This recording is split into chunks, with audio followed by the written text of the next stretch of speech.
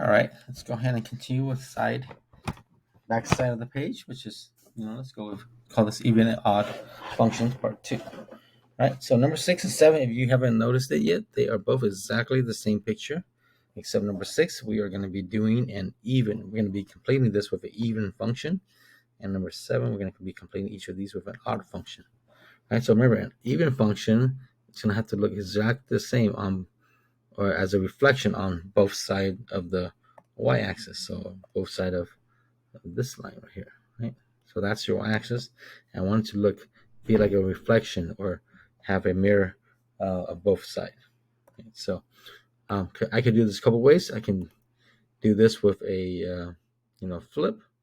Well, if you have my program, you do left and right flip, and basically it's going to be this right here, right? So that right there is going to be my answer, more or less. Okay, moving on. Right, so again, looks like this. And then again, if I do a flip, because I want this to look the same on the left and right hand side, it's going to end up looking like this. So it looks like an M. Okay, so this one, same thing. Okay, I have this right here, and I have this right here. Okay, so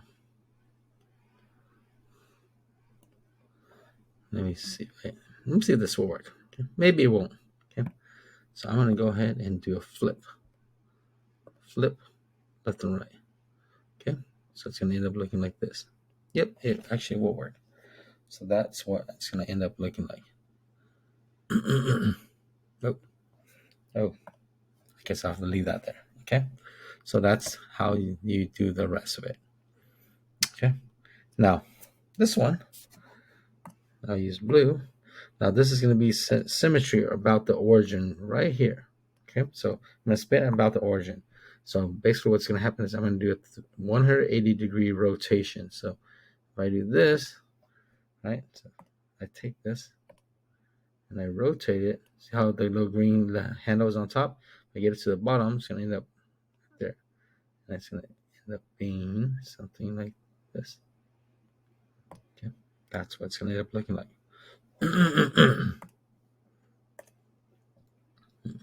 Now, I can probably do a little better job if I actually drew the box in, and it'll actually look a little nicer. So let's try that. Okay. So let me try drawing the box in. That'll give us a little better idea, because it'll give you something to rotate, and it'll actually, the box will line up with the box, right?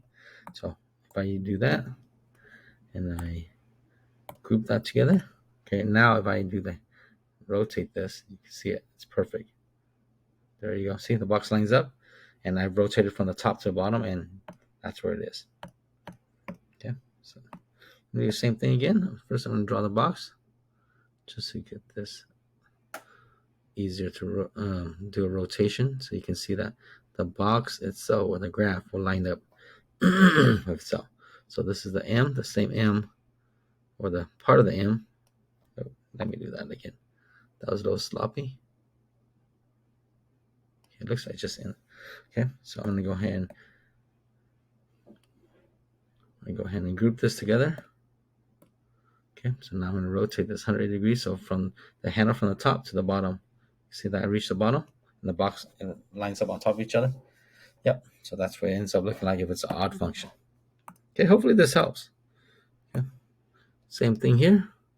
First, I'm going to draw the box. That way we have something to reference point. Okay, and then I'm going to draw my graph, which is this part of it, which is this part. Okay, then I'm going to go ahead and group them together, so that way they're all just one big picture. Okay, so again, I'm going to rotate from the top all the way to the bottom. All right, so if I rotate to the bottom, you see how it looks? So it looks like it's connected. Okay, so that's even on top and odd on the bottom. Pretty interesting how it looks depending on if you want it to be even or odd. Okay. Table 8 or number 8, A and B. I think easiest way to do it is if you take a look at a graph, right? So A should be even and B should be odd. Okay, so I put up a graph for my own use, right? So remember, even is it's going to be symmetric right along this middle line, the y-axis. Okay, that would be even. Ooh, let's go ahead and extend that out a little bit, right? So that would be an even function. So if I go -5 and 8, right? So look, so -5 and 8 right there. Right? So for it to be even, it has to be a reflection or symmetric across the y-axis. So it has to be 5 and 8. You probably get the idea. So if I look here, if it's -5 and 8, then that means that I also have to have 5 and 8. Okay, so 5 has to also be 8. Okay, let's do one more, and then I think you'll get the idea. Okay, so let's go. Oh, I want to know -3, but I don't have -3.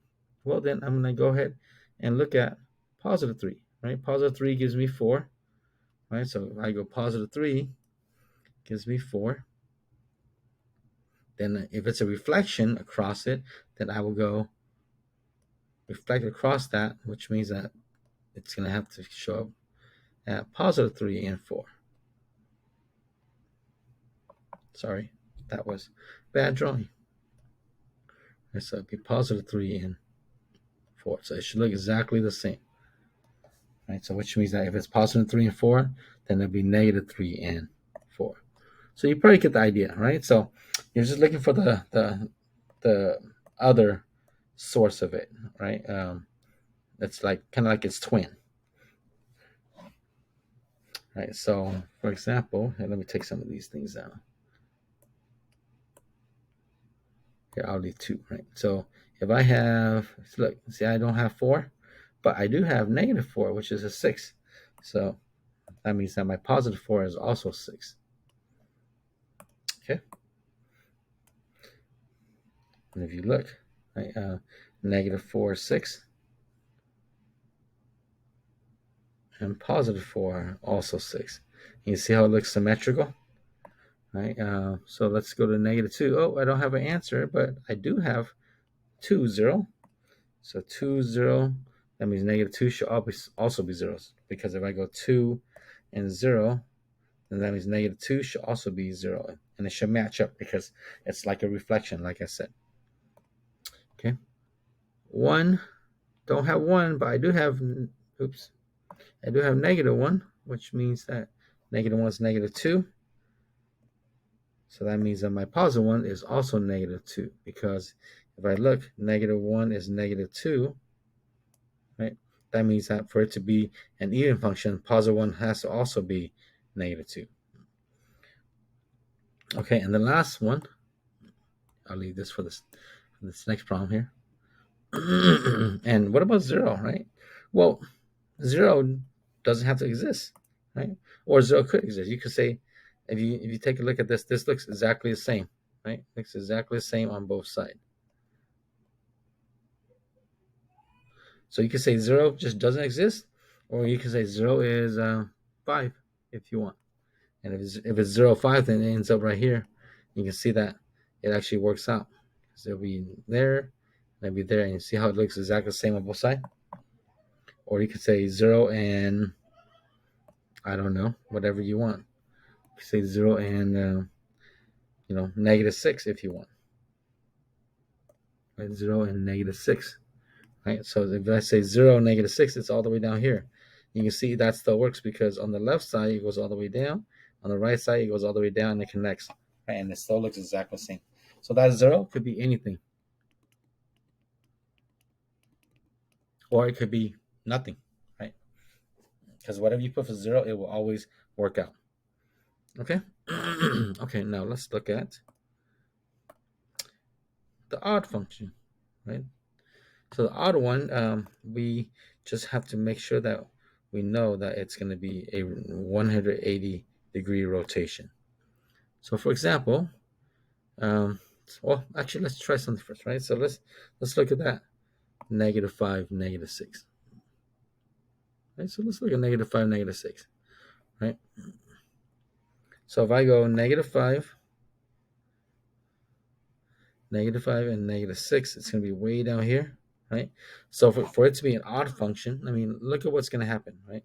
And I'm actually going to go ahead and draw my little box around this. So I'll do this.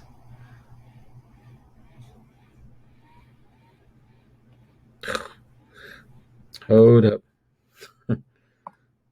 Let me do it again. I'll do the whole thing.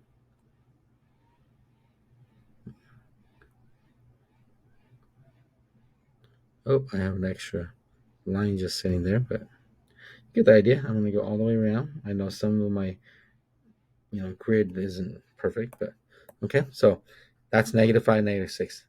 And if I do a 180-degree rotation, it's easier on your paper. I mean, I do it pretty easy too. But if you do it on your paper, you just flip it upside down. Where does it end up, right? If I rotate it 180 degrees, see my handle's at the bottom now? Where am I at? I'm at +5, +6. See that?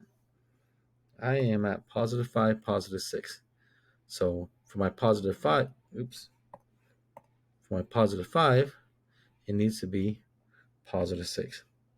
And you might be thinking, what's the pattern? So -5, -6, +5, +6. So our positives only, our positive numbers only positive. And no, that's not the case because, you know, this right here, 4 gives you -3. So I'm wondering what -4 is going to give you. Okay, you want to predict? Okay, you're not sure, it's okay. So 4 and -3, right? So let me get rid of that dot. Well, actually, I'll leave that one there. Okay, but let's rotate it back, right? So now notice how I went 180 degrees. So I rotated it down, but let's rotate it back. Okay. So it'll be -5, -6, or +6. Okay, so those are odd so far, right? So again, I want to do the +4 and -3, right? So let's do this one. +4, -3. Okay, so where's your prediction? Where is it going to end up? Right, so +4, -3. Where is it going to end up? I'm going to go ahead and group it together. Okay, I'll do just this last one. Okay, and I do 180 degrees. So here's my handle. I'm going to take and I'll flip it upside down, just like how you rotate your paper upside down. So where does that end up at? Okay, right there at -4, +3. So you're like, okay, you got the idea? Maybe. -4, +3.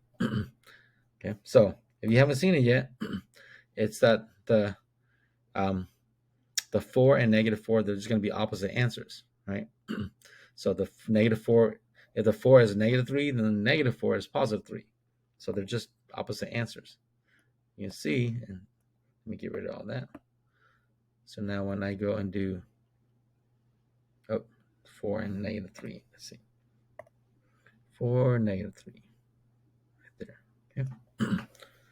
So when we say we say 2 and 5, then that means -2 should be -5. So 2 and 5, let's look at it. 2 and 5, that's the one that's given to us.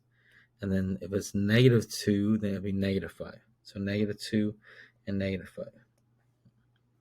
Okay. You'll see that when we're done, when I flip them 180 degrees, they still look the same. What else is there? Let's see. I got -3 and -2 right here. So that means that I have +3 and the opposite would be +2. So -3, -2, and +3, +2. Oh, and what else? 1, right? So we got 1 and 3. So that means I get -1, and the opposite of 3 is -3. So 1 and 3. So 1 and 3, and -1 and -3.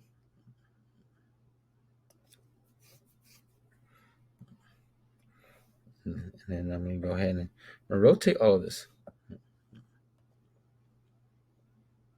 Yep, actually.